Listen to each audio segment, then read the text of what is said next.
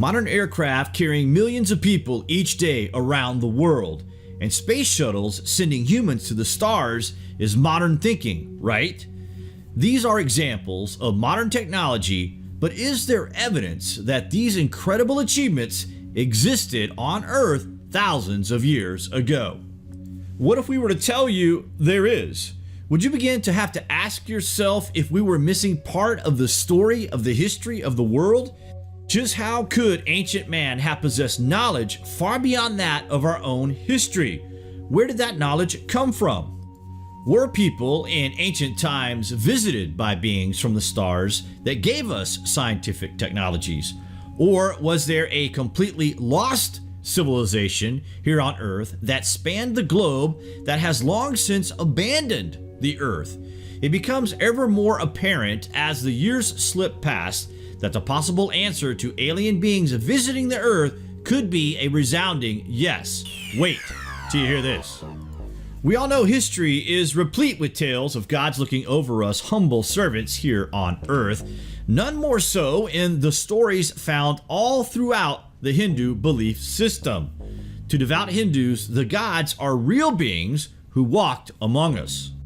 It is described that Shiva came down to the earth on a cloud and stated he was the leader of a different race of beings not from the earth. He declared he was a force for incredible good, but also a force for incredible destruction, and the warning must be heard. He had a trident which could annihilate anything in its path, which today, by the way, is where the name of our nuclear submarine missiles came. Crazy, right? In the Hindu tradition, you have to have destruction in order to have creation, and it may be that Shiva will determine the future of the human race. Roughly 80% of the Indian population practices Hinduism, the world's oldest surviving religion that dates back to at least 5000 BC. And for the Hindu faithful, their gods are not mythological, but are real beings that have, at times, been present here on Earth, which makes more sense and fits in with historical accounts. These many gods and goddesses have different stories and different energies and different principles that they represent, each offering a unique mindset and way of thinking that is all linked in balancing human adaptation on Earth. There is very little doubt these gods existed. This is a part of history that we strangely ignore, yet the answers we are looking for are staring right at us in the face. In general, compared to Western belief, the tangible reality of the gods is much stronger in India. These stories are not simply myth, they are historical records. While in the Judeo-Christian tradition, God is depicted as an all-powerful being, in the Vedic text, Hindu gods often rely on the use of technology, suggesting that history is lost to us. Not only that, but we also are led in the opposite direction of finding the truth deliberately. This has led many researchers to pose the question, is it possible that these religious texts describe not only encounters with the divine, but also with alien beings? There can only be one answer, and we think it is an obvious one, don't you guys? The Western mindset is totally different from that of India, where in India it is almost common knowledge that we have had visitations by higher beings in the very remote past. The Hindu story of the Mahabharata is loaded with references to what seems to be extraterrestrial technology. There are flying vehicles described in great detail, they have got weapons that are voice activated, and they have destructions of civilizations by what seems like nuclear detonation, all dating back beyond 12,000 years ago.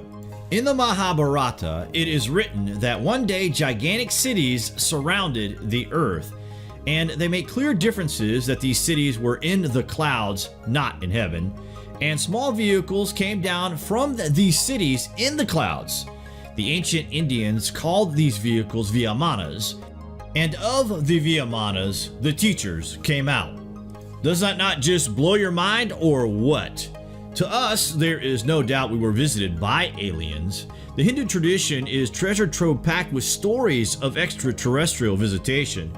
Shiva is also called Mahadev. Mahadev means great God.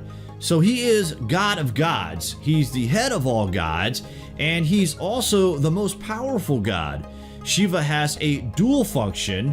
One of his functions is destruction, the other one is creation. Without destruction, there is no creation. We are approaching the beginning of a new future for mankind, so in a sense, it's the end of an era and the turning of a new page.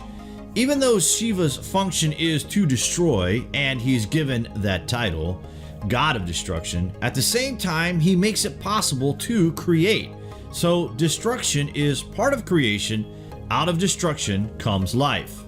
Perhaps the answer lies not in the images carved upon the walls of a temple or in the words found written in sacred text, but in the awesome power of energy and mankind's increasing ability to harness it as we make our journey back to the stars. Civilizations were much more advanced than we give them credit, and literally more advanced than we are today. In our view, we need to take this seriously simply because of the scale of the work. We're looking at monuments that took perhaps a century to build. Even today, we have difficulty in considering such a project. It just boggles the mind. And really, to look at those artifacts and to go back in time and say, how did they do it? We are kind of cracking the lid open a little bit and looking inside to try and see just what happened in our history. It's a question which is a scientific question, and you constantly have to ask it. It's a very specific reason why all this stuff was built in stone for posterity, so it would last. So that a future generation would have to stumble across these monuments. We are that society who can look at these ancient monuments and finally recognize that all of this stuff was built as a message for us to see that our past is very different than what we're being taught. We may not have the answers, guys, but at least we have the questions. Thanks for watching.